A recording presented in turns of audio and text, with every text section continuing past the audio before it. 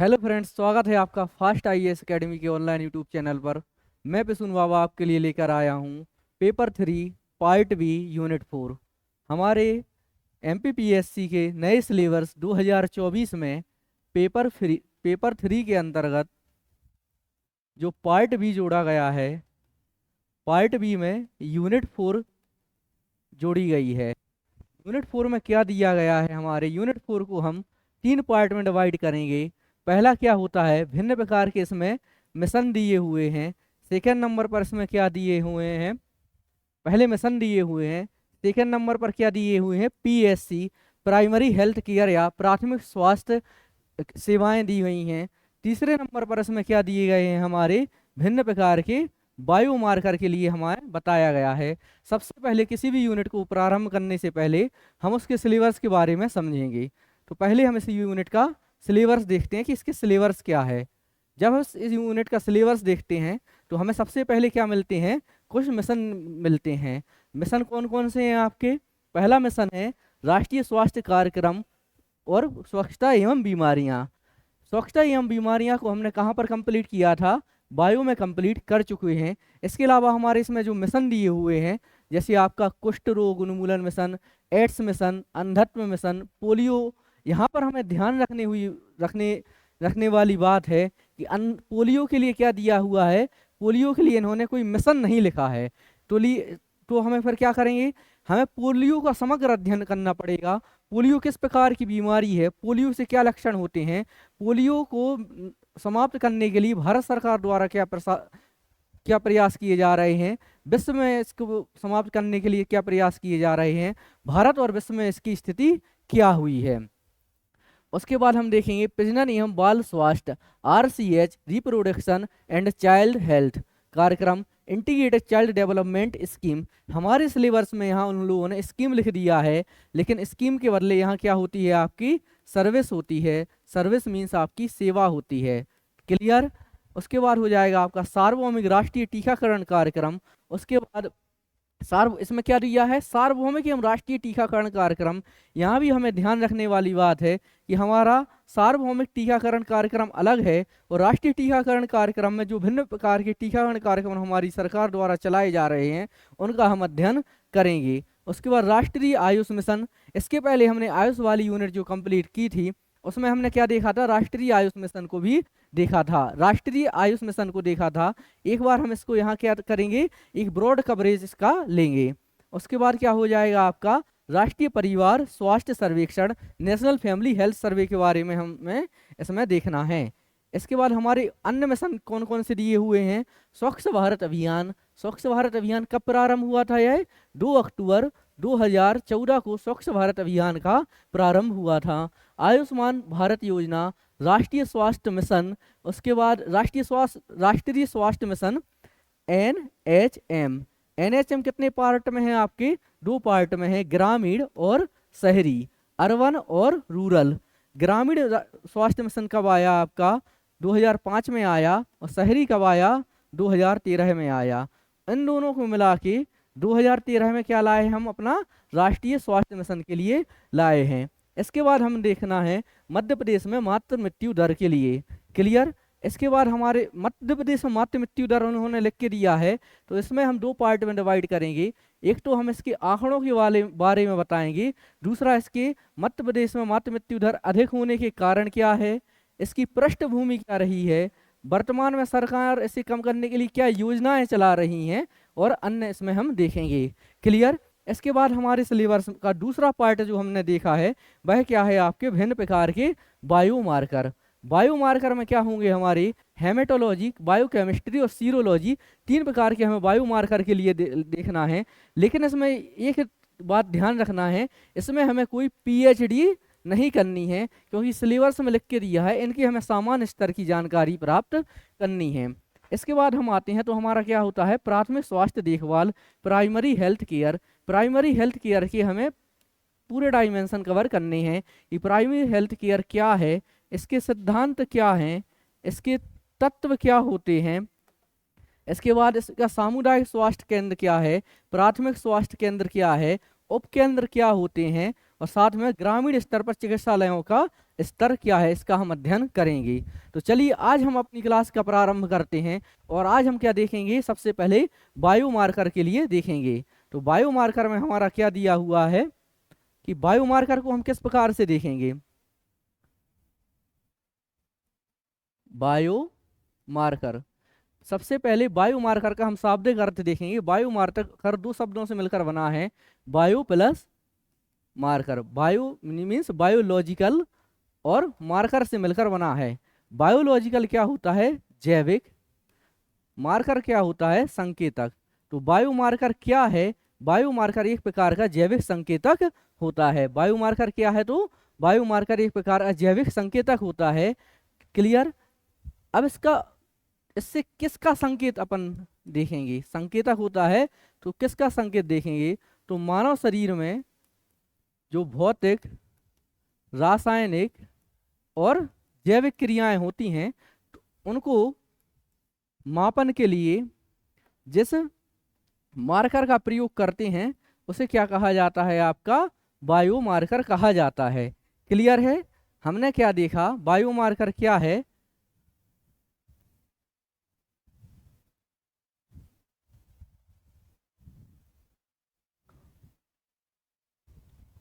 Biomarker क्या है। तो बायोमार्कर दो शब्दों से मिलकर बना है, बायोलॉजिकल प्लस मार्कर। क्लियर। इसके बाद जो मानव शरीर होता है, ठीक है, या किसी जीवित शरीर होता है, उसमें जो भौतिक, रासायनिक व जैविक क्रियाएं चलती हैं तो उनको मापने के लिए जिन मापकों का यूज किया जाता है उन्हें क्या कहा जाता है, बायोमार्कर कहा जाता है। ये क्या हो जाएगी, आपकी बायोमार्कर की परिभाषा हो जाएगी कि बायोमार्कर, बायोलॉजिकल प्लस मार्कर दो शब्दों से मिलकर बना होता है। मानव शरीर में जो भौतिक, रासायनिक व जैविक क्रियाएं होती हैं उनको मापने के लिए जिन मापकों या सूचकों का प्रयोग किया जाता है या जिन मार्करों का प्रयोग किया जाता है उन्हें बायोमार्कर कहा जाता है। यही आपकी डेफिनेशन में लिखा है। बायोलॉजिकल मार्कर का संक्षिप्त रूप एक भौतिक, रासायनिक या जैविक विशेषता है जो मानव शरीर में मौजूद होती है और उसको मापने के लिए प्रयोग किया जाता है। क्लियर। ये क्या हो जाएगा, आपका परिभाषा। अब इसके जब हम उपयोग पर आते हैं तो बायोमार्कर का उपयोग क्या है। तो उपयोग के लिए आप पहले समझिए, कोई बीमारी हुई आपको तो बीमारी का अध्ययन किससे पता चलेगा, बायोमार्कर से पता चलेगा। बीमारी के लिए दवाई बनानी है या आपके लिए टीका का निर्माण करना है तो किसका प्रयोग किया जाएगा, आपके बायोमार्कर का प्रयोग किया जाएगा। उस दवाई या टीका ने शरीर पर क्या प्रभाव डाला है, सकारात्मक या नकारात्मक रूप से, उसको किसके द्वारा देखते हैं, हम बायोमार्कर के द्वारा जान सकते हैं। मानव का पर्यावरण के साथ क्या संबंध है उसे हम किसके द्वारा जानते हैं, हम बायोमार्कर के द्वारा जानते हैं। क्लियर। तो यहाँ में क्या समझ में आया, बायोमार्कर के क्या उपयोग हैं, कि बायोमार्कर की क्यों हमें आवश्यकता पड़ी। तो हमारे शरीर में जो विकृति या डिसीज हो जाती हैं उनको जानने के लिए बायोमार्कर का प्रयोग किया जाता है। दूसरे नंबर पर उन डिसीज के निदान के लिए दवाओं या टीकों का निर्माण करना होता है, उसके लिए बायोमार्कर का प्रयोग किया जाता है। उन दवाओं या टीकों ने हमारे शरीर पर क्या प्रभाव डाला है उसके लिए बायोमार्कर का प्रयोग किया जाता है या उसको मापने के लिए बायोमार्कर का प्रयोग किया जाता है। एक या अधिक बायोमार्कर का माप किसी बीमारी की उपस्थिति या अनुपस्थिति का संकेतक होता है। क्लियर। या फिर किसी दवा या थेरेपी या शरीर की क्या प्रतिक्रिया हुई है उसे संकेतकों के रूप में आता है। वे बीमारी का निदान करने, सही दवा, सही खुराक निर्धारित करने, यहाँ तक कि नई दवा डिजाइन करने में भी अपरिहार्य होते हैं। ये क्या हो जाएंगे, बायोमार्कर के संबंधित कुछ पॉइंट हो जाएंगे। इन्हीं बिंदुओं का उपयोग करके हम क्या देखेंगे कि बायोमार्कर क्यों महत्वपूर्ण हैं। तो सबसे पहले अपन ने क्या देखा था, किसी बीमारी का पता लगाने के लिए हम किसका प्रयोग कर रहे थे, बायोमार्कर का प्रयोग कर रहे थे। तो किसी बीमारी की प्रगति को मापने में सहायता करने में यह महत्वपूर्ण होते हैं। किसी विशेष उपप्रकार की बीमारी के लिए सबसे प्रभावी चिकित्सा का आकलन करने में यह महत्वपूर्ण होते हैं। किसी विशेष बीमारी दीर्घकालिक भेद्यता स्थापित करने में यह महत्वपूर्ण होते हैं। यहाँ दीर्घकालीन भेद्यता से क्या आशय है कि दीर्घकाल तक उस बीमारी से कैसे बचा जा सके, अर्थात टीका के द्वारा। क्लियर। टीका का निर्माण में किसका महत्वपूर्ण भूमिका हो जाएगी, बायो मार्कर की भूमिका हो जाएगी। पुनरावृत्ति का जोखिम स्थापित करने में, प्रारंभिक चरण से अंतिम चरण तक बीमारी प्रगति का मानचित्रण करने में, हमें बीमारी क्यों हुई, बीमारी के बाद जो हमने खुराक दवाएं या टीका लिया है उसका हमारे शरीर पर क्या प्रभाव हुआ है, उसको मानचित्र के द्वारा प्रदर्शित करने में हम किसका प्रयोग करेंगे, बायो मार्कर का प्रयोग करेंगे। किसी बीमारी की गंभीरता स्थापित करना, जिससे परिणामों की भविष्यवाणी करना, आवश्यक उपचार विकल्प निर्धारित करना और चिकित्सा प्रतिक्रिया को आकलन करना आसान हो जाता है। क्लियर। इसके बाद आ जाएंगे पर्यावरणीय जोखिमों और कारकों के बीच संबंध स्थापित करने में, कि पर्यावरणीय जोखिम हमारे मानव पर क्या प्रभाव डालते हैं, पर्यावरणीय जोखिम हमारे आसपास के वातावरण पर क्या प्रभाव डालते हैं, इसका अध्ययन भी हम किसके द्वारा करेंगे, बायो मार्कर के द्वारा करेंगे।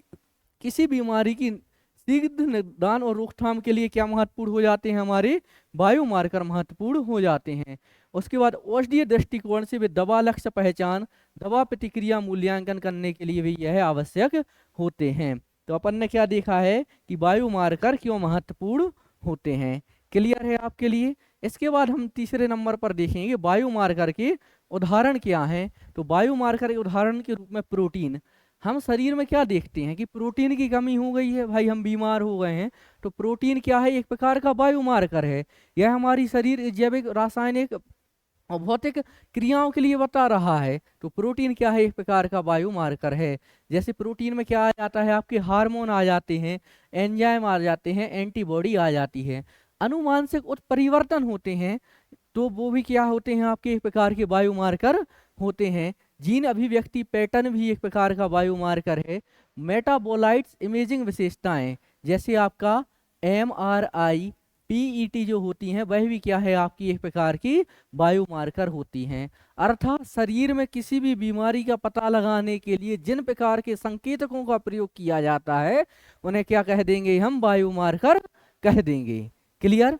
उसके बाद आ जाते हैं हम बायो मार्कर के उपयोग पर। बायो मार्कर के उपयोग में क्या हो जाएगा, आपका उपयोग अभी हाल हमने देखे थे कि बायो मार्कर के उपयोग क्या हैं। हमारे पास बिंदु वही रहेंगे, हमें उन शब्दों का चयन प्रश्न की शब्दावली के अनुसार करना है।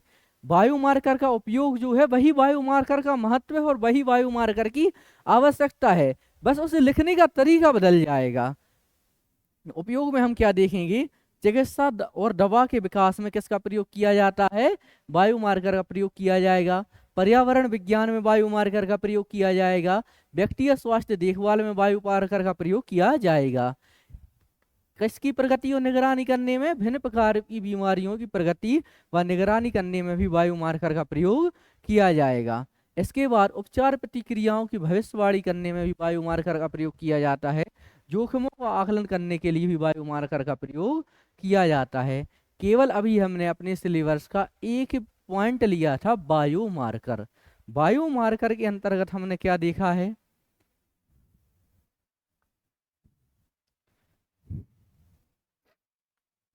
बायो मार्कर के अंतर्गत हमने क्या देखा है, बायो मार्कर क्या है, इसकी क्या आवश्यकता है, इसके क्या उदाहरण हैं और इसके क्या उपयोग हैं। सबसे पहले हमने देखा था बायो मार्कर क्या है, तो यह दो शब्दों से मिलकर बना हुआ है। किन किन शब्दों से मिलकर बना था, आपका बायोलॉजिकल प्लस मार्कर। क्लियर। इसके बाद हमने क्या देखा था, जो शरीर में की बहुत तीन प्रकार की क्रियाएं रहती हैं मानव शरीर में, भौतिक, रासायनिक और जैविक। क्रियाओं के मापन के लिए जिन मापकों का प्रयोग किया जाता है उन्हें क्या कहा जाएगा, आपका बायो मार्कर कहा जाएगा। क्लियर है आपका, इतनी ये परिभाषा हो गई है, यही इसका क्या हो गया है, अर्थ हो गया है। दूसरे नंबर पर हम क्या देखेंगे, इसको इसकी आवश्यकता क्यों है। तो हमने क्या देखा था, सबसे पहले आपको किस शब्द को पकड़ना है, बीमारी शब्द के लिए पकड़ना है। क्लियर। बीमारी शब्द में पकड़ने के बाद अपन क्या देखेंगे, बीमारी का पता लगाने में।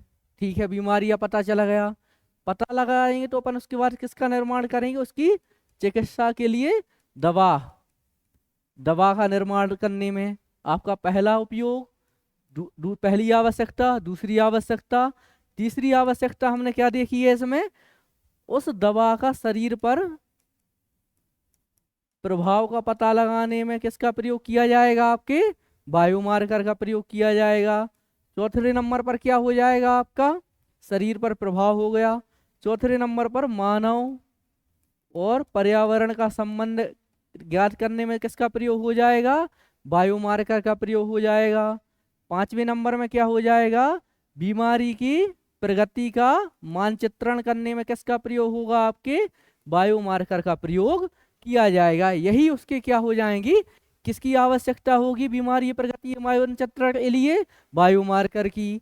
मानव पर्यावरण संबंध का पता लगाने के लिए किसकी आवश्यकता होगी, बायोमार्कर की।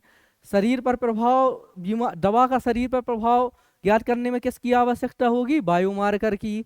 दवा चिकित्सा मीन्स दवा के निर्माण के लिए किसकी आवश्यकता होगी, आपकी बायोमार्कर की। बीमारी का पता लगाने के लिए किसकी आवश्यकता होगी, आपके बायोमार्कर की आवश्यकता हो जाएगी। क्लियर। इसके बाद हम आ जाते हैं इसके उदाहरण पर। इसके उदाहरण, दूसरा क्या था आपकी आवश्यकता। उदाहरण में हमने क्या देखा है, प्रोटीन देखे हैं, हार्मोन देखे हैं, अनुवांशिक क्रियाएं देखी हैं, और क्या देखा है हमने, भिन्न प्रकार के हार्मोन्स को इसके अंतर्गत देख लिया है, जो इसके क्या हैं, आपके उदाहरण हो जाएंगे, या जेनेटिक अभियांत्रिकी क्या हो जाएगी, इसका उदाहरण हो जाएगी। उपयोग क्या हो जाएंगे, जो इसकी आवश्यकता रहेगी भाई इसका क्या हो जाएगी, उपयोग हो जाएगी। तो हमारा पहला वर्ड कंप्लीट हुआ है, बायोमार्कर। क्लियर। इसके बाद हम आते हैं, हमारे सिलेबस में क्या दिया हुआ है, बायोमार्कर के अंतर्गत हेमेटोलॉजी। क्लियर। हेमेटोलॉजी में क्या है आपका, पहले नंबर आपको शब्द से समझना है। हेमेटोलॉजी में आप एक शब्द देख रहे होंगे, हेम। तो हेम क्या होता है आपका, हेम शब्द उठाइए, हेम से कहाँ आ जाएंगे हम, हीमोग्लोबिन पर आ जाएंगे। क्लियर। सबसे पहले हम इसकी परिभाषा देखते हैं, वैसे याद करने का प्रयास करेंगे। हेमेटोलॉजी रक्त बनाने वाले अंगों जैसे अस्थि मज्जा, रक्त से संबंधित विकारों, बीमारियों के अध्ययन से संबंधित चिकित्सा की एक क्या है, शाखा है। तो हेमेटोलॉजी क्या है, एक प्रकार की हेल्थ की एक ब्रांच है। यहां से अपन शुरू करते हैं, हेमेटोलॉजी। हेमेटोलॉजी क्या है आपकी, रक्त बनाने वाले जो आपके ऑर्गन होते हैं, ठीक है, रक्त से संबंधित जो विकृति या डिसीज होती हैं, ठीक है, इनका अध्ययन करने के लिए अध्ययन करने वाली शाखा को क्या कहा जाता है, आपकी हेमेटोलॉजी कहा जाता है। तो हेमेटोलॉजी क्या है, रक्त बनाने वाले अंगों, रक्त में उत्पन्न होने वाली बीमारियों के अध्ययन करने वाली विज्ञान की शाखा को क्या कहा जाता है, हेमेटोलॉजी कहा जाता है। क्लियर। पहला। अब इसके बाद हमें क्या देखना है, हेम किसके लिए, हेम किस भाषा शब्द है, ग्रीक भाषा शब्द है, जो किसके लिए प्रयोग किया जाता है, रक्त के लिए प्रयोग किया जाता है। क्लियर। उसके बाद आ जाते हैं हेमेटोलॉजी परीक्षणों के प्रयोग। हेमेटोलॉजी क्या है, एक प्रकार का, ये क्या है आपका, ये वर्ड तो आपका सब में सेम ही रहेगा, यह एक प्रकार का बायोमार्कर है। तो अब इसके परीक्षणों का उपयोग किस लिए किया जाएगा, रक्त से संबंधित बीमारियों का पता लगाने के लिए इसका प्रयोग किया जाएगा।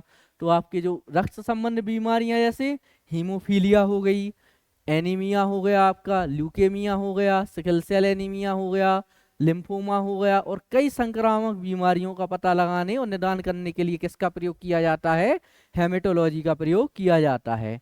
हेमेटोलॉजिकल रोग और विकार, ये हेमेटोलॉजिकल अपन ने क्या देखा भी, हेमेटोलॉजी देखा है।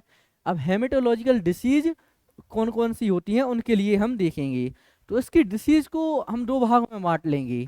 पहली क्या हो जाएंगी आपकी घातक बीमारियां, और दूसरी क्या हो जाएंगी आपकी गैर घातक बीमारियां हो जाएंगी। क्लियर।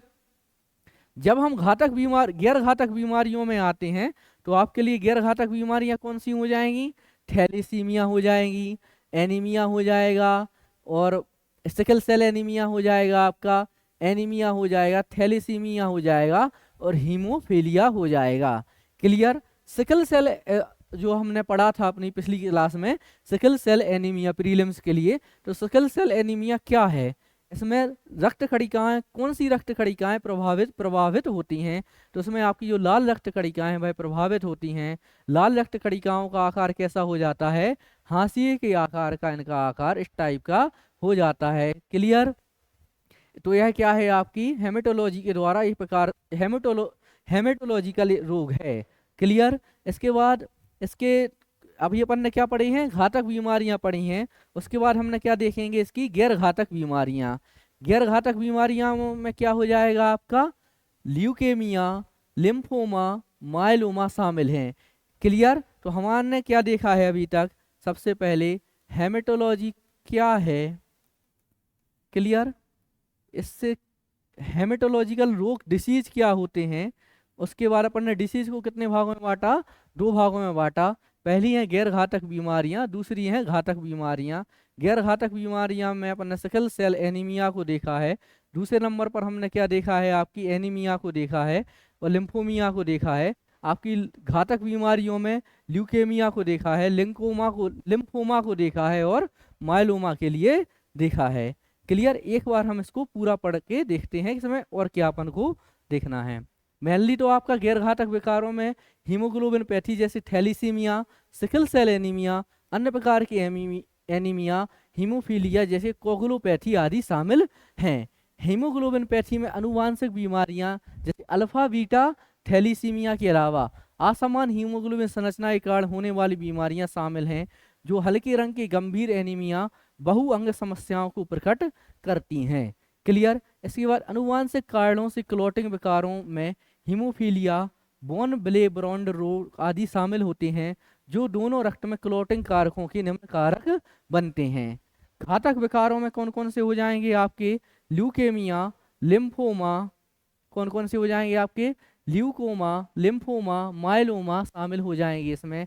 इसके अलावा घातक रुधिर संबंधी विकार अनुवांशिकी, जीवन शैली, पर्यावरण सहित विभिन्न प्रकार के कारण इसमें उत्पन्न हो सकते हैं। क्लियर है आपको यहाँ तक। इसके बाद आ जाते हैं हम हेमेटोलॉजी परीक्षण। तो हेमेटोलॉजी परीक्षण या हेमेटोलॉजी में कितने प्रकार के परीक्षणों को शामिल किया जाता है, इसमें आपको 500 से अधिक प्रकार के परीक्षण शामिल होते हैं, लेकिन हमें इतने प्रकार के परीक्षण याद नहीं करने हैं। जो इसमें से मुख्य आपके परीक्षण रहेंगे उनके लिए ही हम देखेंगे। जैसे आपने सुना होगा कभी सीबीसी टेस्ट सुना होगा। क्लियर। सीबीटी टेस्ट को हम हिंदी में क्या बोलते हैं, संपूर्ण रक्त गणना। अब इसका नाम से ही स्पष्ट है, यह संपूर्ण रक्त की गणना के लिए इस प्रकार का हेमेटोलॉजिकल परीक्षण किया जाता है। तो रोग निदान में प्रयुक्त सबसे आम परीक्षणों में से एक है। सीबीसी में मापे गए हेमेटोलॉजिकल मापदंडों में सफेद और लाल रक्त कणिकाओं और प्लेटलेट्स की गिनती होती है। श्वेत रक्त कणिकाओं, लाल रक्त कणिकाओं और साथ में जो रक्त बिंबाणु होते हैं उनकी गणना किसमें होती है, आपके सीबीसी टेस्ट में होती है। संपूर्ण रक्त गणना का उपयोग संक्रमण, एनीमिया, रक्त संबंधी कैंसर, सूजन आदि बीमारियों के निदान में किया जाता है। किसमें किया जाता है, आपके सीबीसी टेस्ट किन रोगों के निदान में किया जाता है, संक्रमण, एनीमिया, रक्त संबंधी कैंसर और सूजन आदि बीमारियों के निदान में किसका प्रयोग किया जाता है, आपके सीबीसी टेस्ट का प्रयोग किया जाता है।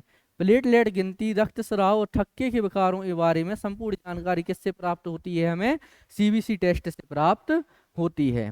क्लियर। इसके बाद आ जाते हैं हम, दूसरा टेस्ट क्या हो जाएगा आपका, हीमोग्लोबिन पैथी इलेक्ट्रोफोरेसिस। क्या है आपका, हीमोग्लोबिन इलेक्ट्रोफोरेसिस। नाम से ही स्पष्ट है, इसमें हम किसकी गणना करेंगे या किसके लिए देखेंगे, हम हीमोग्लोबिन के लिए देखेंगे। इस परीक्षण का उपयोग किसके लिए किया जाता है, रक्त में असामान्य प्रकार की हीमोग्लोबिन की पहचान करने के लिए इसका प्रयोग किया जाता है। सिकल सेल एनीमिया और थैलीसीमिया में पाए जाने, सिकल सेल एनीमिया में इस प्रकार का हीमोग्लोबिन पाया जाता है। इसमें किसका प्रयोग किया जाता है, आपका फिर से समझिए, इस परीक्षण का प्रयोग किसके लिए किया जाता है, हीमोग्लोबिन की पहचान करने के लिए किया जाता है। किस प्रकार की हीमोग्लोबिन की, असमान प्रकार की हीमोग्लोबिन पहचान करने के लिए किया जाता है। असमान प्रकार का हीमोग्लोबिन किसमें, सिकल सेल रोग में और थैलीसीमिया रोग में पाया जाता है। फिर से देख लीजिएगा, हीमोग्लोबिन इलेक्ट्रोपैरेथी। हीमोग्लोबिन इलेक्ट्रोपैरेथी क्या है, एक प्रकार का क्या है आपका बायोमार्कर है, इसका प्रयोग किस के लिए किया जाता है? हीमोग्लोबिन की जांच करने के लिए किया जाता है। यह हीमोग्लोबिन कैसा रहेगा आपका? असामान्य प्रकार का रहेगा। क्लियर? ये असामान्य प्रकार का हीमोग्लोबिन किन प्रकार के रोग में होता है? सिकल सेल एनीमिया या डिसीज में हो जाएगा आपके लिए, या थैलेसीमिया डिसीज में इसको देखा जाता है। क्लियर है आपके लिए यहाँ तक?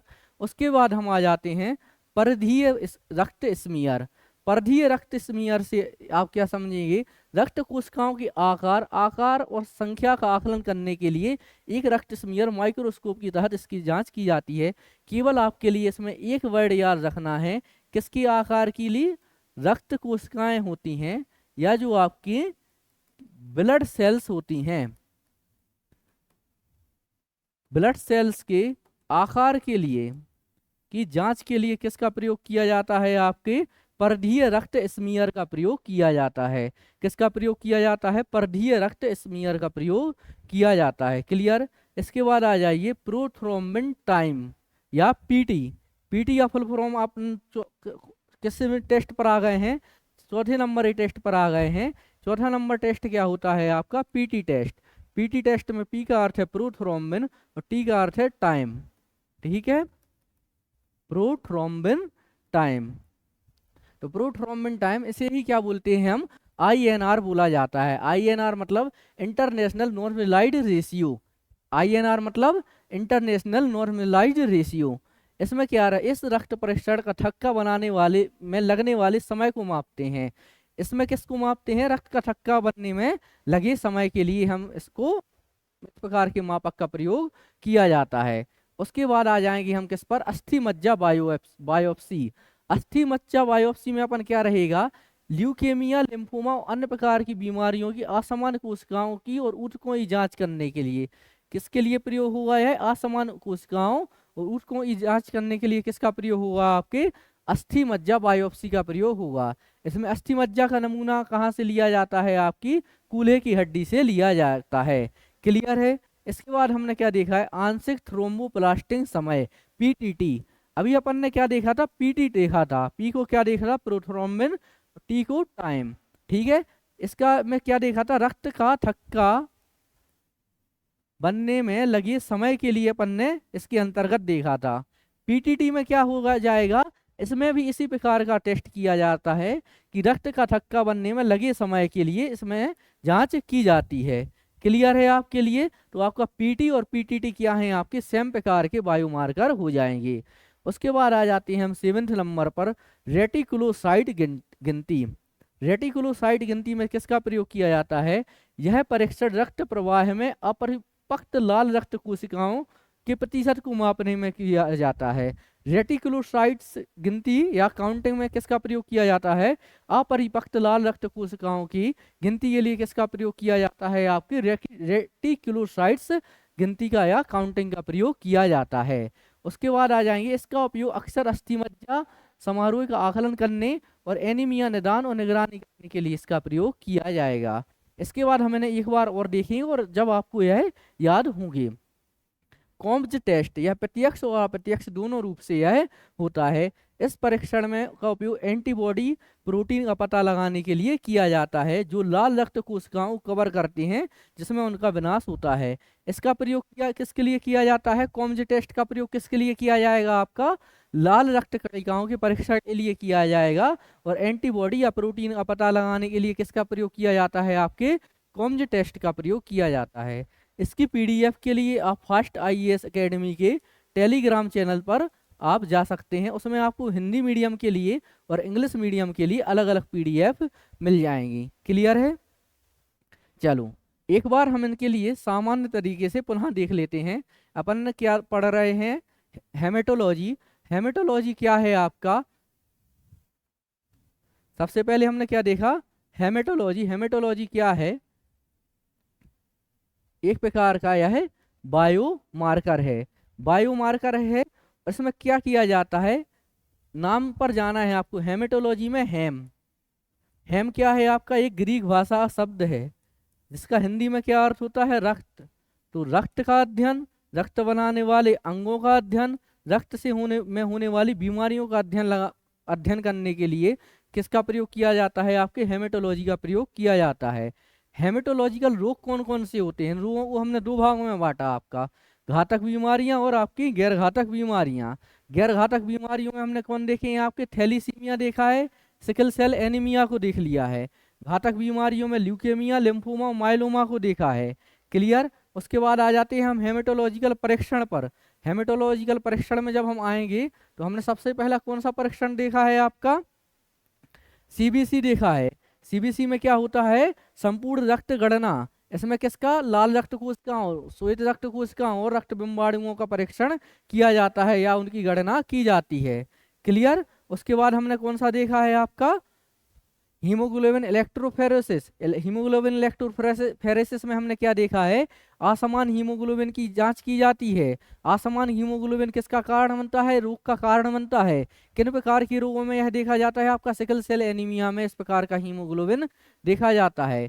तीसरे नंबर पर आ जाएगा आपका परधीय रक्त स्मीयर। परधीय रक्त स्मीयर में क्या हो जाएगा, हीमोग्लोबिन के आकार की जांच की जाती है या लाल रक्त कणिकाओं, श्वेत रक्त कणिकाओं और रक्त बिंबाणुओं के आकार की जांच करने के लिए किसका प्रयोग हुआ, आपके परधीय रक्त स्मीयर का प्रयोग हुआ। उसके बाद हमने देखा है प्रोथ्रोम्बिन टाइम। प्रोथ्रोम्बिन टाइम में रक्त का थक्का बनने में लगे समय की गणना किसके में की जाती है, प्रोथ्रोम्बिन टाइम या पीटी टेस्ट में की जाती है। पीटी टेस्ट को क्या बोलते हैं हम, इंटरनेशनल नॉर्मलाइज्ड रेशियो कहा जाता है। इसी का एक अन्य रूप होता है आपका पीपीटी टेस्ट। इसमें क्या होता है, आंशिक रूप से इसकी गणना की जाती है। क्लियर। उसके बाद हमने क्या देखा है, अस्थि मज्जा बायोप्सी। तो अस्थि मज्जा बायोप्सी का प्रयोग किसमें किया जाता है, कोशिकाओं की जांच करने के लिए किया जाता है। क्लियर। उसके बाद हमने आपका पीटीटी किसके लिए हो जाएगा, रक्त का थक्का बनने में लगे समय की गणना के लिए इसका प्रयोग हो जाएगा। उसके बाद हो जाएगा आपका रेटिकुलोसाइट्स गिनती। तो आपकी जो रेटिकुलोसाइट्स या लाल रक्त कणिकाएं होती हैं को प्रतिशत को मापने के लिए इसका प्रयोग किया जाएगा। उसके बाद हो जाएगा आपका कॉम्ज टेस्ट। कॉम्ज टेस्ट में क्या होता है, एंटीबॉडी या प्रोटीन का पता लगाने में प्रोटीन का पता लगाने में किसका प्रयोग किया जाता है, आपके कॉम्ज टेस्ट का प्रयोग किया जाता है। तो यहाँ से हमारा अपने सिलेबस का एक और पॉइंट खत्म हुआ, वह है क्या, आपका हेमेटोलॉजी। अभी तक हमने आपके दो पॉइंटों को देखा है, पहला है आपका बायोमार्कर, दूसरा है आपका हेमेटोलॉजी। तीसरे पॉइंट पर आते हैं हम किस पर, जैव रसायन पर। तो जैव रसायन या बायोकेमिस्ट्री, तो आप इसमें दो गोलों को समझ लीजिए, बायोलॉजी और केमिस्ट्री।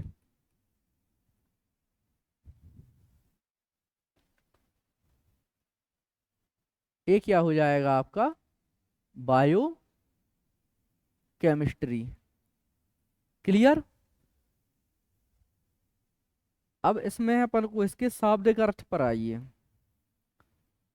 बायो केमिस्ट्री किन से, दो शब्दों से मिलकर बना हुआ है, बायो और केमिस्ट्री, जीव और रसायन। तो इसकी अब एक क्या हो गया, इसका अर्थ हो गया। जब हम इसकी परिभाषा पर आएंगे तो परिभाषा क्या है इसकी, या डेफिनेशन क्या है इसकी, किसी जीवित जीव के भीतर नियंत्रित और समन्वय जैसी सभी जीवन प्रतिक्रियाओं के अध्ययन से संबंधित विज्ञान की शाखा को क्या कहा जाता है, बायोकेमिस्ट्री कहा जाता है। क्लियर।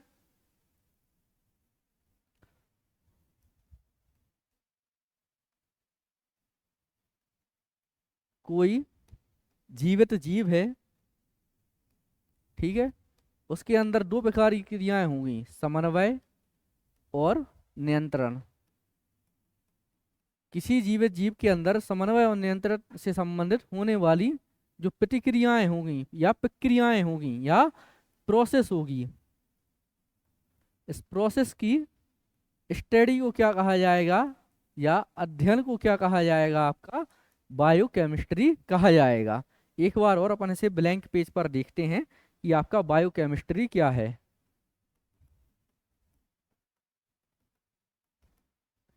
कोई जीव है, जीव के अंदर भिन्न प्रकार की क्या होंगी, आपकी समन्वय और संबंधी क्रियाएं या प्रोसेस होंगी। इस प्रोसेस की स्टडी या अध्ययन को क्या कह देंगे, हम बायोकेमिस्ट्री कह देंगे। तो किसी जीवित जीव के अंदर समन्वय एवं संबंध संबंधी क्रियाओं के अध्ययन को क्या कहा जाता है, आपका बायोकेमिस्ट्री कहा जाता है। क्लियर। उसके बाद इसके जनक कौन है, इस शब्द को हमने सबसे पहले कब देखा, 1930 में कार्ल न्यूबर्ग के द्वारा प्रस्तुत किया गया था, इसलिए इन्हें क्या कहा जाता है, आपके जैव रसायन का पिता कहा जाता है। यह क्षेत्र जीव जीव की रासायनिक संरचनाओं का अध्ययन करने के लिए जीव विज्ञान के साथ साथ रसायन विज्ञान का प्रयोग भी करता है। जैसे कि हमने उसके अर्थ में देखा था, यह दो शब्दों से मिलकर बना है, किससे, बायो और केमिस्ट्री। तो किसी जीव की जैविक संरचना के साथ साथ उसके रासायनिक अध्ययन का प्रयोग करने वाली शाखा को भी हम क्या बोल सकते हैं, बायोकेमिस्ट्री कहा जाएगा। क्लियर। उसके बाद जैव रसायन की शाखाएं क्या हैं, तो जैव रसायन की हमें मुख्यतः 4 शाखाओं के बारे में देखना है। पहली शाखा क्या है आपकी, आणविक जैव विज्ञान हो जाएगी। दूसरी शाखा हो जाएगी आपकी कोशिका विज्ञान। तीसरी शाखा हो जाएगी आपकी उपापचय। चौथी शाखा हो जाएगी आपकी अनुवांशिकी। क्लियर। पहली शाखा क्या है आपकी, आणविक जीव विज्ञान।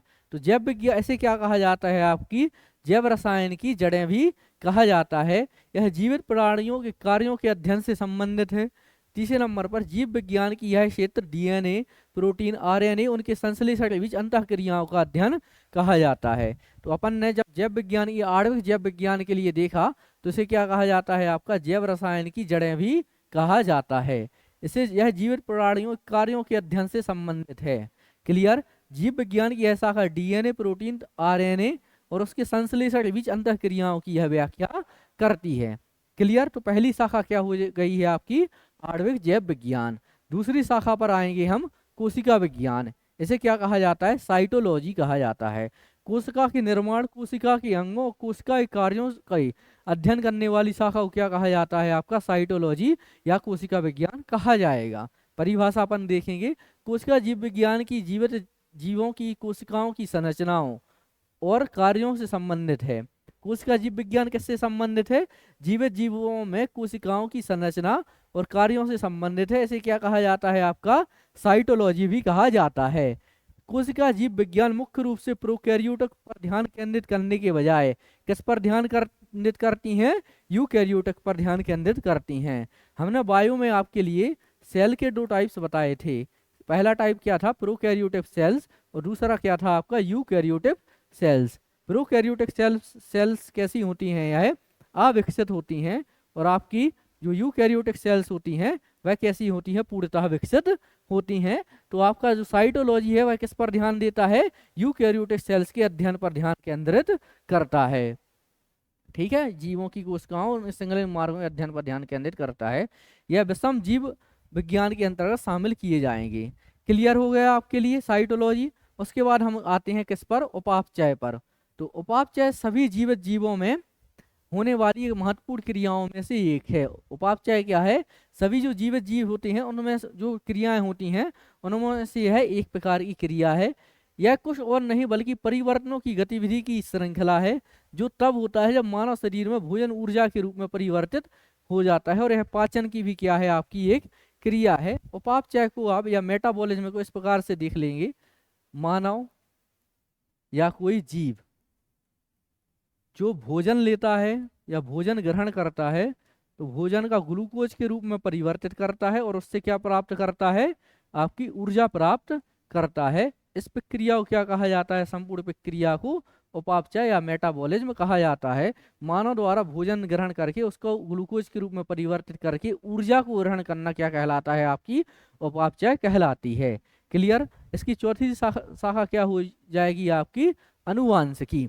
अनुवांशिकी जैव रसायन की एक शाखा है जो जीव जीवों के जीन और उनकी विविधताओं, अनुवांशिक विशेषताओं का अध्ययन करता है। जीवित जीव हैं तो उनके किस पर ध्यान देगा, मेनली उसके जीन पर ध्यान देगा। जीवित जीवों के जीन, उनकी विविधताओं और अनुवांशिक विशेषताओं पर ध्यान केंद्रित यह करेगा। क्लियर। उसके बाद क्या करेंगे, अन्य शाखाओं में, इसकी अन्य शाखाएं कौन सी हैं आपकी, इसकी अन्य शाखाओं में पशु और पादप जैव रसायन, जैव प्रौद्योगिकी,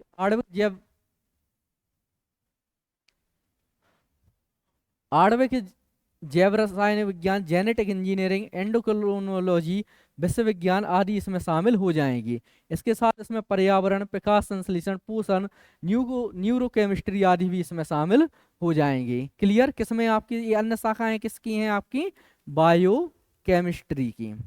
क्लियर? बायोकेमिस्ट्री की हमने 4 मुख्य शाखाएं कौन कौन सी देखी हैं? सबसे पहले हमने इसमें देखा है आणविक जैव रसायन, दूसरे नंबर पर हमने इसमें देखा है आपका साइटोलॉजी, तीसरे नंबर पर हमने इसमें क्या देखा है? आपका उपापचय, चौथे नंबर पर क्या देखा है? आपका अनुवांशिकी। पहले नंबर पर क्या देखा है हमने? आपका आणविक जैव विज्ञान। तो किसी जीव की आणविक संरचना के अध्ययन करने वाली विज्ञान की शाखा को आणविक जैव विज्ञान कहेंगे। दूसरे नंबर पर हमने क्या देखा है? साइटोलॉजी। साइटोलॉजी में मेनली आपको क्या रखना है? सेल को याद रखना है।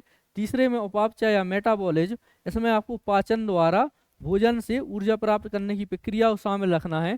चौथे नंबर पर अनुवांशिकी या जेनेटिक्स में किसी जीवित जीव के जीन के अध्ययन के लिए आपको इसमें याद रखना है। अन्य शाखाएं क्या हो जाएंगी आपकी? पशु और पादप जैव रसायन, जैव प्रौद्योगिकी, आणविक रसायन विज्ञान, genetic engineering, endocrinology, pharmaceuticals, neurochemistry, पोषण, पर्यावरण, प्रकाश संश्लेषण, विश्व विज्ञान आदि इसमें शामिल हो जाएगा। अब आ जाते हैं हम जैव रसायन के महत्व पर कि जैव रसायन का महत्व क्या है। महत्व याद कर लो, या जो अभी तक हमने पढ़ा है जैव रसायन में उसकी एक एक शाखा का एक महत्व लिख दीजिए। आणविक जैव रसायन में तो किसी जीव की किस प्रकार से आणविक रूप से संरचना का निर्माण होता है, इसके अध्ययन करने के लिए जैव रसायन का महत्व हो जाएगा। एक महत्व हम साइटोलॉजी से उठा लेंगे, किसी जीवित जीव की कोशिकाओं के अध्ययन करने के लिए आपके जैव रसायन का महत्व हो जाएगा। ऊर्जा, शरीर को ऊर्जा का निर्माण कैसे प्राप्त होता है, इसमें आपकी उपापचय के द्वारा जैव रसायन का महत्व हो जाएगा। चौथे नंबर पर हम देखेंगे आपके किसी जीवित जीव के जीन के अध्ययन के लिए जीन के अध्ययन का महत्व भी किसमें आ जाएगा? आपके जैव रसायन के महत्व में आ जाएगा। अन्य महत्व क्या हो जाएंगे? बेरासायनिक प्रक्रियाएं आहार को ऐसे यौगिक में बदल देती हैं जो किसी विशेष प्रजाति की कोशिकाओं की विशेषताएं हैं, उसके अध्ययन में इसकी आवश्यकता होती है। एंजाइम को उत्प्रेरक कार्य के रूप में इसकी महत्व होता है या आवश्यकता होती है। जीवित कोशिकाओं की भिन्न ऊर्जा आवश्यक प्रक्रियाओं के लिए उपभोग किए गए खाद्य पदार्थों के ऑक्सीकरण से प्राप्त संभावित ऊर्जा का उपयोग करना इसमें शामिल हो जाता है। इसके बाद हम आ जाते हैं पदार्थ के गुण और संरचना जो ऊतकों और कोशिकाई ढांचे का निर्माण करते हैं, वह इसमें शामिल हो जाते हैं। चिकित्सा एवं जीव विज्ञान मूलभूत समस्याओं का समाधान करना इसमें शामिल हो जाता है। क्लियर? ये क्या हो जाएगा? आपका जैव रसायन से संबंधित हो जाएगा। अब जैव रसायन से संबंधित कुछ परीक्षण होते हैं, उनके लिए हम देख लेते हैं। तो पहला परीक्षण क्या है या इसका उपयोग क्या है कि जैव रसायन परीक्षणों का उपयोग क्या है? पहला उपयोग क्या है? किसी चिकित्सा के निदान के लिए, रोगों के निदान और स्वास्थ्य स्थितियों की निगरानी के लिए नैदानिक प्रयोगशालाओं में जैव रसायन परीक्षणों का उपयोग किया जाता है। उदाहरण एक मधुमेह के लिए रक्त ग्लूकोज परीक्षण इसमें शामिल हो जाएगा। क्लियर? हमें पूरे जो सिलेबस अभी अपन कंप्लीट कर रहे हैं बायोमार्कर के अंतर्गत, आपको इस बात का याद रखना है कि इसमें हमें बायोमार्कर को केंद्र में रखकर इन सभी का अध्ययन करना है। तो पहला इसमें बायोमार्कर चिकित्सा निदान में अपन क्या लिख देंगे? रक्त ग्लूकोज परीक्षण। किस रोग के निदान के लिए या पहचान के लिए? मधुमेह के लिए। दूसरे नंबर पर क्या हो जाता है? दवा की खोज और विकास। क्लियर? वही हो जाएगा, पहले दवा की रोग की पहचान के लिए, दूसरे नंबर उसके लिए दवा के निर्माण के लिए, तीसरे नंबर जैव प्रौद्योगिकी के लिए, या इसके बाद हम तीसरे नंबर पर क्या लिख सकते हैं कि उस दवा का मानव शरीर पर क्या प्रभाव पड़ा है, इसका अध्ययन करने के लिए हम जैव रसायन का प्रयोग कर देंगे। क्लियर? इसके बाद जैव प्रौद्योगिकी। जैव प्रौद्योगिकी में क्या रहेंगी आपकी? अपन ने पढ़ा था पुनः संयोजित डीएनए, जब यूनिट 7 में हमारे पिछले सिलेबस में यह चीजें हुआ करती थी। जैव प्रोटीन अभिव्यक्ति, शुद्धि और जीन संपादन जैसी जैव प्रौद्योगिकी प्रक्रियाएं इसका अभिन्न अंग हो जाएंगी। इन तकनीकों का उपयोग चिकित्सीय प्रोटीन, टीके, आनुवांशिक रूप से संशोधित जीवों और अन्य जैव उत्पादों के उत्पादन में इसका प्रयोग किया जाता है। उसके बाद हम आ जाएंगे चौथे नंबर पर आपका क्या हो जाएगा? पोषण और खाद्य विज्ञान। खाद्य पदार्थों की पोषण संरचना। क्लियर? उसके बाद पोषण तत्वों के चयापचय, आहार संबंधी आवश्यकताओं समझने में जैव रसायन की महत्वपूर्ण भूमिका हो जाती है। उसके बाद पर्यावरणीय निगरानी में इसका प्रयोग भी किया जाता है, या मानव पर्यावरण संबंधों के अध्ययन में इसका प्रयोग किया जाता है। 6वें नंबर पर फोरेंसिक विश्लेषण में यह इसका प्रयोग किया जाता है, जैसे रक्त, लार या डीएनए नमूनों की क्या साक्ष्यों के रूप में विश्लेषण करके हम फोरेंसिक विश्लेषण या अपराधों की निगरानी में भी हम इसका प्रयोग, जैव रसायन का प्रयोग कर सकते हैं। कृषि एवं फसल सुधार, जैव रसायन के द्वारा फसलों में किस प्रकार के पोषक तत्वों की कमी है, उन पोषक तत्वों को किन पदार्थों के द्वारा दूर किया जा सकता है, और उन पदार्थों का उन पोषक तत्वों या उन फसलों पर क्या प्रभाव पड़ा है, इसका अध्ययन भी हम जैव रसायन के द्वारा कर सकते हैं। क्लियर। इसके अतिरिक्त हम आ जाएंगे बायो रेमिडिएशन। बायो रेमिडिएशन में क्या है, मिट्टी, पानी और हवा के प्रदूषकों को कम करने, विसरण करने के लिए बायो रेमिडिएशन जैव रासायनिक प्रक्रियाओं का उपयोग किया जाएगा। ये क्या हो जाएंगे आपके भिन्न प्रकार जैव रसायनों के अंतर, जैव रसायन की बायो केमिस्ट्री के अंदर भिन्न प्रकार के बायोमार्कर हो जाएंगे, या बायोकेमिस्ट्री का बायोमार्कर के रूप में किस प्रकार से प्रयोग किया जाता है, यह हो जाएगा। क्लियर। तो अभी आपके कितने अपन ने आज टॉपिक कंप्लीट किए हैं, या कितने पॉइंट कंप्लीट किए हैं। पहले नंबर पर हमने क्या देखा है आपका बायोमार्कर, दूसरे नंबर पर हमने क्या देखा है आपका हेमेटोलॉजी, तीसरे नंबर पर क्या देखा है हमने बायोकेमिस्ट्री के लिए आज हमने कंप्लीट कर लिया है। इसके बाद हम आ जाते हैं आज की क्लास के अंतिम टॉपिक पर, जो हमारा क्या है आपका सीरोलॉजी। सीरोलॉजी से करने के पहले एक बार हम पुनः आपके बायोकेमिस्ट्री के लिए देख लेंगे। सबसे पहले हमने क्या देखा है, बायोकेमिस्ट्री क्या है। तो बायोकेमिस्ट्री में किसी अपन ने बायोकेमिस्ट्री क्या है उसमें हमने क्या देखा था, किसी जीवित जीव के अंदर होने वाली समन्वय एवं संबंध संबंधी क्रियाओं के अध्ययन को क्या कहा जाता है, बायोकेमिस्ट्री कहा जाता है। क्या देखा था, किसी जीव के अंदर नियंत्रण और समन्वय संबंधी क्रियाओं के अध्ययन को क्या कहा जाता है, बायोकेमिस्ट्री या जैव रसायन कहा जाता है। इसके पिता किसको कहा जाता है, आपके इसके पिता कहा जाता है कार्ल न्यूबर्ग को, इसका हमने पिता देखा था। इन्होंने इस वर्ड को कब दिया था, 1930 में दिया था। उसके बाद हमने इसकी शाखाएं देखी हैं, इसकी 4 शाखाएं देखी हैं। पहली आणविक जैव रसायन, इसे रसायन विज्ञानी जड़ें कहते हैं, जीवित प्रणालियों द्वारा कैसे कार्य किया जाता है इसके अंदर अगर देखते हैं। दूसरा हमने देखा कोशिका विज्ञान, कोशिका विज्ञान में कोशिका की संरचना, निर्माण, कोशिकांगों, कोशिका कार्यों के अध्ययन को हमने इसमें देखा। तीसरे नंबर पर हमने क्या देखा, उपापचय। उपापचय मानव शरीर द्वारा भोजन ग्रहण करके उसके पाचन के द्वारा ग्लूकोज के निर्माण, उस ग्लूकोज को ऊर्जा के रूप में परिवर्तित को क्या कह देंगे, उपापचय। इसका अध्ययन किसके अंतर किया जाता है, मेटाबॉलिज्म, जो कि एक प्रकार जैव रसायन की शाखा है। इसके बाद आ जाएंगे हम अनुवांशिकी या जेनेटिक्स पर आ जाएंगे। तो अनुवांशिकी में हम किसका अध्ययन करते हैं, किसी जीवित जीव के जीन का अध्ययन इसके अंतर्गत करते हैं। ठीक है। उसके बाद हम इसके महत्व पर आ जाते हैं। तो महत्व हमने क्या बताया था, आप सभी एक एक शाखा से एक एक उसका महत्व को लिख देंगे तो इसके महत्व हो जाएंगे। जैव रासायनिक परीक्षणों का उपयोग पर आ जाते हैं। तो पहला इसका उपयोग क्या हो जाएगा, चिकित्सा निदान में इसका प्रयोग हो जाएगा। दूसरे नंबर पर दवाओं की खोज एवं विकास में। तीसरे नंबर पर उन दवाओं ने किस प्रकार से शरीर पर, मानव शरीर पर प्रभाव डाला है, उसका अध्ययन हो जाएगा। चौथे नंबर पर जैव प्रौद्योगिकी में इसका प्रयोग हो जाएगा। पोषण एवं खाद्य विज्ञान में हो जाएगा। पर्यावरण निगरानी में हो जाएगा। उसके बाद आपका फोरेंसिक विश्लेषण में हो जाएगा। कृषि और फसल सुधार में और बायो रेमिडिएशन में इसका प्रयोग हो जाएगा। क्लियर। अब आ जाते हैं हम अब इसके अगले टॉपिक पर, जो है आपका सीरोलॉजी। सीरोलॉजी, आपने कोविड-19 के समय सभी भाई लोगों ने एक नाम सुना होगा, सीरम। ठीक है, सीरम इंस्टीट्यूट वाला सीरम नहीं, हमारे ब्लड में सीरम पाया जाता है वो वाला सीरम। तो ठीक है, सीरोलॉजी सीरम और शरीर के अंदर तरल पदार्थों की वैज्ञानिक अध्ययन करने की शाखा है। तो सीरोलॉजी क्या है, आपका विज्ञान की एक शाखा है। विज्ञान की शाखा क्या है, विज्ञान की शाखा है तो उसमें किसी का अध्ययन किया जाएगा। उसमें अध्ययन को हम 2 भागों में, इसके अध्ययन को हम क्या करेंगे, 2 भागों में देख लेंगे। आपके लिए जरा 1 मिनट का गैप दे रहे हैं।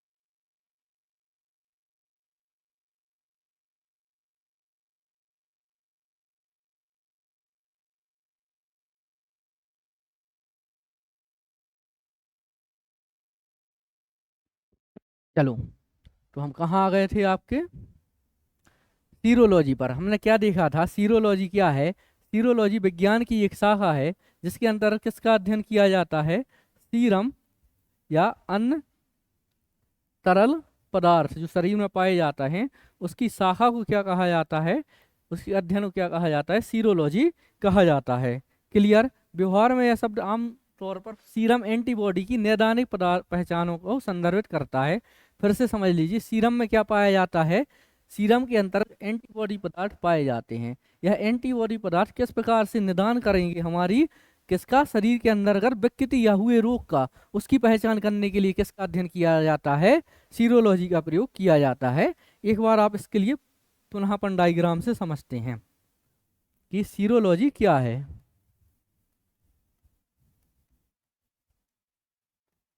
यह एक विज्ञान की शाखा है। विज्ञान की शाखा में किसका अध्ययन किया करना है, आपके सीरम और अन्य तरल पदार्थ। ठीक है, इसके विज्ञान को क्या कहा जाएगा, आपका सीरोलॉजी कहा जाएगा। इसके अंतर्गत हमने और क्या देखा है, सीरम में क्या पाए जाते हैं आपके एंटीबॉडी। एंटीबॉडी कैसी, रोग प्रतिरोधक। एंटीबॉडी को क्या बोलते हैं, रोग प्रतिरोधक। एंटीबॉडी या रोग प्रतिरोधक कैसे शरीर की रक्षा कर रहे हैं, उसके मापन के लिए किसका अध्ययन, इनका प्रयोग किया जाता है, आपकी सीरोलॉजी का प्रयोग किया जाता है। क्लियर है। सीरोलॉजी। इसके बाद आ जाती हैं सीरोलॉजिकल परीक्षण। सीरोलॉजिकल परीक्षण में पहला क्या हो जाएगा, या सीरोलॉजी में भिन्न प्रकार के बायोमार्करों का प्रयोग किया जाएगा। पहला क्या हो जाएगा आपका एलिजा टेस्ट। अभी आपने पेपर में देखा हुआ, एड्स का फुल फॉर्म आ चुका है, डॉट्स का फुल फॉर्म आ चुका है। एक बचा है आपका एलिजा टेस्ट का फुल फॉर्म, कभी भी यह आ सकता है। एलिजा टेस्ट का फुल फॉर्म क्या है, एंजाइम लिंक्ड इम्यूनोसॉर्बेंट परख। क्या है आपका, एंजाइम लिंक्ड इम्यूनोसॉर्बेंट परख। एलिजा एक संवेदनशील और विशिष्ट परीक्षण है जिसका उपयोग जैविक नमूनों में एंटीबॉडी और एंटीजन का पता लगाने के लिए प्रयोग किया जाता है। किसका पता लगाने के लिए प्रयोग किया जाता है, एंटीबॉडी और एंटीजन का पता लगाने के लिए प्रयोग किया जाता है। क्लियर। HIV, हेपेटाइटिस और लाइम रोग जैसे संक्रामक रोगों के साथ साथ ऑटो इम्यून विकारों, एलर्जी के निदान के लिए नैदानिक प्रयोगशालाओं में इसका व्यापक रूप से प्रयोग किया जाता है। किन किन रोगों के निदान में इसका प्रयोग किया जाएगा, आपका HIV रोगों के निदान में, हेपेटाइटिस में, लाइम रोग में। इसके अतिरिक्त क्या हो जाएंगे, आपकी एलर्जी संबंधी जितनी बीमारियां हो जाएंगी उनके निदान में इनका प्रयोग किया जाएगा। उसके बाद क्या हो जाएगा आपका वेक्टर ब्लॉट। वेक्टर ब्लॉट क्या है, यह भी एक प्रकार का क्या है, बायोमार्कर है। इसका उपयोग आमतौर पर विशेष एंटीजन के खिलाफ एंटीबॉडी की उपस्थिति या पता लगाने के लिए किसका प्रयोग किया जाता है, आपके वेक्टर ब्लॉट का प्रयोग किया जाता है, या वेस्टर ब्लॉट का प्रयोग किया जाता है। वेस्टर ब्लॉट का प्रयोग किस लिए किया जाता है, विशेष एंटीजन के खिलाफ एंटीबॉडी का पता लगाने के लिए इसका प्रयोग किया जाता है। उसके बाद आ जाते हैं rapid diagnostic test. Rapid diagnostic test का प्रयोग किस लिए किया जाता है, RDT पॉइंट ऑफ केयर परीक्षण है जो विशेष प्रयोगशाला उपकरणों या आवश्यकता के बिना तेजी से परिणाम देता है। आपने कोविड के समय पर एक टेस्ट का नाम सुना होगा, rapid antigen test. Rapid antigen test का प्रयोग किस लिए कर रहे थे, जब हमारे गांव में या हमारे ग्रामीण स्तर की स्वास्थ्य की ढांचा की पोल खुली या सरकार की पहुंच वहां तक नहीं हो पा रही थी या प्रयोगशालाएं नहीं हो पा रही थी, तो सरकार ने एक RDT टेस्ट किट लॉन्च की थी, रैपिड एंटीजन टेस्ट। इसमें बिना प्रयोगशाला उपकरणों की सहायता से हम व्यक्ति की बीमारियों का पता लगा सकते हैं। इसी प्रकार का आपका एक टेस्ट है RDT, रैपिड डायग्नोस्टिक टेस्ट। किसके, जो विशेष उपकरण प्रयोगशालाओं की आवश्यकता है बिना तेजी से परिणाम देता है। इसका प्रयोग किसके लिए, मलेरिया, डेंगू बुखार, इन्फ्लुएंजा, HIV जैसे संक्रामक रोगों के निदान एवं पहचान करने के लिए इसका प्रयोग किया जाता है। उसके बाद आ जाते हैं आपके fluorescent antibody test, FAT, fluorescent antibody test. FAT एक तकनीक है जिसका उपयोग नमूनों में विशिष्ट एंटीजन या एंटीबॉडी का पता लगाने के लिए किया जाता है। नमूनों में एंटीजन व एंटीबॉडी का पता लगाने के लिए किसका प्रयोग किया जाता है? आपके फ्लोरोसेंट एंटीबॉडी टेस्ट का प्रयोग किया जाता है। फ्लोरोसेंट रंगों के साथ एंटीबॉडी को लेबल करना शामिल है। ठीक है, इसमें क्या किया जाता है? भिन्न प्रकार के रंग रहते हैं और रंगों के द्वारा एंटीबॉडी की पहचान की जाती है, अर्थात फ्लोरोसेंट रंगों के साथ एंटीबॉडी लेबल करना इसमें शामिल किया जाता है। FAT का उपयोग आमतौर पर रेबीज, रेस्पिरेटरी सिंकाइटल वायरस जैसे वायरल संक्रामक रोगों के निदान के लिए किया जाता है। इसका प्रयोग मुख्यतः किसके लिए किया जाता है? रेबीज रोग के निदान के लिए इसका प्रयोग किया जाता है। क्लियर? पूरक निर्धारक परीक्षण या CFT। CFT टेस्ट क्या होता है आपका? CFT एक सीरोलॉजिकल परीक्षण है जिसका उपयोग रोगी में सीरम के विशिष्ट एंटीबॉडी की उपस्थिति या पता लगाने में किया जाता है। पूरक निर्धारण परीक्षण क्या होता है? सीरम में विशिष्ट एंटीबॉडी की उपस्थिति या पता लगाने के लिए किसका प्रयोग किया जाता है? आपके पूरक निर्धारण परीक्षण का प्रयोग किया जाता है। सीरम में एंटीबॉडी का पता लगाने के लिए किसका प्रयोग किया जाएगा? आपके पूरक निर्धारण टेस्ट का प्रयोग किया जाएगा। उसके बाद आ जाइए आपका हेमग्लूटेरेशन परख। हेमग्लूटेरेशन परख में क्या होता है? यह परीक्षण विशिष्ट एंटीजन के साथ लेपित लाल रंग की कोशिकाओं को एकत्र करने के लिए एंटीबॉडी की क्षमता पर निर्भर करता है। किस पर निर्भर करता है? आपकी जो एंटीजन के साथ लेपित लाल रंग की कोशिकाएं हैं उनको एकत्रित करने के लिए एंटीबॉडी की क्षमता का पर निर्भर यह करता है। उसके बाद आ जाते हैं हम, इसका प्रयोग किसके लिए किया जाएगा? आपको इन्फ्लुएंजा वायरस आदि के पता लगाने के लिए इसका प्रयोग किया जाएगा। उसके बाद आ जाते हैं हम किस पर? Immuno essays. इम्यूनो एसेज क्या होता है? सीरोलॉजिकल परीक्षणों की विशेष श्रेणी है जो जैविक नमूनों में विशिष्ट अणुओं की उपस्थिति या पता लगाने के लिए एंटीबॉडी का उपयोग करती है। उदाहरणों में रेडियो इम्यूनोसिस या RIA, इम्यूनोफ्लोरेंस परख, केमिकलोनेसेंट परख या CLIE इसमें शामिल होते हैं। इस परीक्षण का उपयोग हार्मोन परीक्षण, ट्यूमर मार्कर आदि का पता लगाने या स्क्रीनिंग करने के लिए इसका प्रयोग किया जाता है। इसके बाद आ जाते हैं हम सीरम प्रोटीन वैद्युत कण संचलन। इसको क्या कहा जाता है? आपका SPET, serum protein electrophoresis process. ठीक है, क्या कहा जाता है? SPET इसके लिए कहा जाता है। हिंदी में हम इसे क्या बोलेंगे? आपका सीरम प्रोटीन वैद्युत कण संचलन कहा जाता है। SPET एक तकनीक है जिसका उपयोग किसके लिए किया जाता है? सीरम नमूनों में मौजूद भिन्न प्रकार के प्रोटीन के आकार और विद्युत आवेशों के आधार पर अलग करने और मात्रा निर्धारित करने के लिए किया जाएगा। इसका प्रयोग किस में किया जाएगा? सीरम में प्रोटीन पाए जाएंगे तो उनके आकार और विद्युत आवेश के आधार पर उन्हें अलग करने में के लिए किसका प्रयोग किया जाता है? SPET परीक्षण का प्रयोग किया जाता है। इसका उपयोग आमतौर पर किसमें? सीरम प्रोटीन के स्तर असमानताओं का पता लगाने के लिए किया जाता है। तो ये क्या हो गए हैं? आपके भिन्न प्रकार के सीरोलॉजिकल परीक्षण हो गए हैं। क्लियर? इन्हें एक बार हम फिर से देखेंगे कि सीरोलॉजी क्या है। सीरोलॉजी को हमने क्या देखा? जो रक्त में सीरम एवं उससे संबंधित सीरम या अन्य तरल पदार्थ पाए जाते हैं उनके अध्ययन को क्या कहा जाता है? सीरोलॉजी कहा जाता है। इसके बाद आ जाते हैं, यह किस में प्रयोग किया जाता है? आमतौर पर सीरम में जो एंटीबॉडी पाए जाते हैं वह किस प्रकार से रोगों का निदान कर सकते हैं, उसके लिए हम किसका प्रयोग करते हैं या उसके अध्ययन के लिए किसका प्रयोग करते हैं? सीरोलॉजी का प्रयोग करते हैं। उसके बाद हमने देखे भिन्न प्रकार के सीरोलॉजिकल टेस्ट। अब यहाँ से क्वेश्चन आपके किस प्रकार से आ सकते हैं? कोई 3 जैव रासायनिक टेस्टों के नाम बताइए, कोई 3 सीरोलॉजिकल टेस्टों के नाम बताइए, कोई 3 हीमोग्लोबिन पैथी टेस्टों के नाम बताइए। क्लियर? तो आपको कोई 3 या कोई 5 या कोई 7 याद कर लेना, कभी 7 मार्कर में आ जाए। सीरोलॉजी क्या है, इसके अंतर्गत होने वाले भिन्न प्रकार के परीक्षणों को बताइए, तो आप उसमें 7 परीक्षण आराम से लिख सकते हैं। क्योंकि अब हमारा परीक्षा का पैटर्न किस प्रकार का हो गया है? 2 मार्कर, 7 मार्कर और 10 मार्कर आपके आने हैं। क्लियर? उसके बाद हमने सीरोलॉजिकल परीक्षण में देखा तो सबसे पहले परीक्षण अपन ने किसके लिए देखा है? आपका एलिजा देखा है। एलिजा में सबसे पहले क्या देखा है? इसका फुल फॉर्म देखा है कि एलिजा फुल फॉर्म क्या है? एंजाइम लिंक्ड इम्यूनोफ्लोरेसेंट इम्यूनोसॉर्बेंट क्या है आपका, एंजाइम लिंक्ड इम्यूनोसॉर्बेंट परख है। इसका प्रयोग किस में किया जाता है, आपके HIV के परीक्षण के लिए इसका प्रयोग किया जाता है। दूसरा क्या है आपका वेस्टर ब्लॉट। वेस्टर ब्लॉट क्या है, किसी एंटीजन के खिलाफ किस प्रकार से एंटीबॉडी एक्टिव होती हैं, इसका अध्ययन किस में किया जाता है, आपके वेस्टर ब्लॉट में किया जाता है। उसके बाद हो जाएगा आपका FAT फ्लोरोसेंट एंटीबॉडी टेस्ट।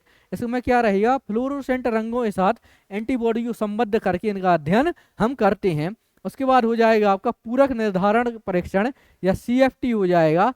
इसमें क्या रहेगा, सीरम के विशिष्ट एंटीबॉडी, सीरम में किस प्रकार की विशिष्ट एंटीबॉडी उपस्थित है अथवा नहीं है, इसका पता लगाने के लिए किसका प्रयोग होगा, आपके पूरक निर्धारक परीक्षण या CFT का प्रयोग होगा। उसके बाद हो जाएगा हीमोग्लूटिनेशन परख। इसमें क्या होगा कि रक्त कोशिकाओं को एकत्रित करने के लिए एंटीबॉडी क्षमता का परीक्षण किया जाएगा कि किस प्रकार से रक्त कोशिकाएं एकत्रित हो जाती हैं, इसमें एंटीबॉडी किस प्रकार की क्षमता है, इसके लिए हम किस प्रकार के परीक्षण का प्रयोग करेंगे, हीमोग्लूटिनेशन परख का प्रयोग करेंगे। उसके बाद आ जाते हैं इम्यूनो एसिड। इम्यूनो एसिड क्या होता है, जिसमें जैविक नमूने विशिष्ट अणुओं की उपस्थिति का पता लगाकर भिन्न प्रकार के रोगों की पहचान की जाती है। उसके बाद अपन ने देखा है सीरम प्रोटीन विद्युत कण संचलन। सीरम में उपस्थित प्रोटीन उनको अलग, सीरम में उपस्थित प्रोटीन को अलग करने के लिए, अलग करना और उसकी पहचान करना और उसके अध्ययन करने के लिए किस परीक्षण का प्रयोग किया जाता है, आपका SPEP परीक्षण का प्रयोग किया जाता है। क्लियर। अब हमें किसके उपयोग देखने हैं, किसके उपयोग देखने हैं, यही आपके उपयोग हो जाएंगे, यही आपका महत्व हो जाएगा, यही इसकी आवश्यकताएं हो जाएंगी। केवल वही बात रहेगी कि आपको शब्दों का चयन अपने अनुसार करना पड़ेगा। महत्व में पहला या उपयोग में क्या हो जाएगा, एंटीजन की पहचान करने के लिए। दूसरा क्या हो जाएगा, संक्रमण ऑटो इम्यून बीमारियों में निदान करने के लिए, रोग प्रतिरोधक क्षमता के निर्माण के लिए, रक्त के प्रकार का निर्धारण करने के लिए, फोरेंसिक सीरोलॉजी या फोरेंसिक जांच में भी इसका प्रयोग किया जाएगा। क्लियर। उसके बाद हम क्या देखेंगे, इसके जो ये क्या हो जाएंगे, उसके महत्व या उपयोग हो गए हैं, और इसके जो अपन ने क्या देखा है, अपन ने कम शब्दों में इनके लिए देखा है। कभी 7 मार्कर में इसके उपयोग आए गए तो उसके लिए अपन आगे देखेंगे। पहला उपयोग क्या है, संक्रामक रोगों की पहचान करने में। दूसरा उनकी निदान करने में। तीसरा उनके खिलाफ किस प्रकार की प्रतिरक्षा या इम्यूनिटी का निर्माण हुआ है उसकी जांच करने में। चौथा क्या हो जाए, ऑटो इम्यून विकार निदान के रूप में इसका प्रयोग हो जाएगा। पांचवा एलर्जी परीक्षण होते हैं या एलर्जी टेस्ट होते हैं, उनको में इनका प्रयोग हो जाएगा। फोरेंसिक विश्लेषण में इनका प्रयोग हो जाएगा। और पितृत्व परीक्षण, कोई व्यक्ति का पिता कौन है और उसका परीक्षण करने के लिए किस प्रकार का टेस्ट होगा, आपका जो टेस्ट होगा उसको क्या बोलते हैं, हम पितृत्व परीक्षण बोलते हैं। वह भी किया है आपका सीरोलॉजिकल परीक्षण है। धन्यवाद आपका। आज हमने क्या देखा है, बायोमार्कर, जो हमारे पेपर 3 पार्ट बी यूनिट 4 में एक नया टॉपिक जुड़ा था, उसको कवर करने का प्रयास किया है। आप बने रहिए अगली क्लास तक फास्ट IAS एकेडमी के ऑनलाइन यूट्यूब चैनल पर। आप सभी का धन्यवाद।